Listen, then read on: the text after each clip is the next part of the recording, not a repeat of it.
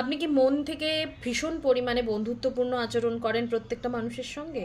কিংবা আপনি সম্পর্কের ক্ষেত্রে ভীষণ পরিমাণে একটা মন থেকে মিশে যান, তাই তো? তো এই কার্ড বলছে এটি কিন্তু আপনার জীবনে একটা সতর্কবার্তা হিসাবে। যদি এই মেসেজটি আপনার ফিরে এসে থাকে এবং আপনি যদি কোনোদিনও আমাকে না দেখে থাকেন, তাহলে আমি বলব এটি কোনো কোইন্সিডেন্স নয়। এটি কোনো সংকেত বা কোনো মেসেজ বা কোনো গাইডলাইন দেওয়ার জন্যই কিন্তু আপনার কাছে এসেছে। তো এই মেসেজ আপনাকে এটাই বলছে যে আপনি যদি অতিরিক্ত কোনো মানুষের কাছ থেকে দিয়ে দিচ্ছেন বা ইমোশনালি জড়িয়ে যাচ্ছেন, সে কিন্তু সেই জায়গাটা পালন করছে না। সে কোথাও না কোথাও গিয়ে কিন্তু একটা লিমিটেশন রেখেছে, কিন্তু আপনি সেই লিমিটেশনটা রাখতে পারছেন না। তার জন্য কিন্তু আপনি আঘাত পাচ্ছেন এবং বারবার করে আঘাত পাচ্ছেন এবং সেই আঘাতে আপনি জর্জরিত হয়ে যাচ্ছেন। আপনার মাথায় অনেক কিছু চলছে, আপনি কোথাও থেকে উদ্ধার পাচ্ছেন না। এবার আপনি ভাবছেন যে আমি এতটা জড়িয়ে গেলাম, সে কেন জড়াতে পারছে না?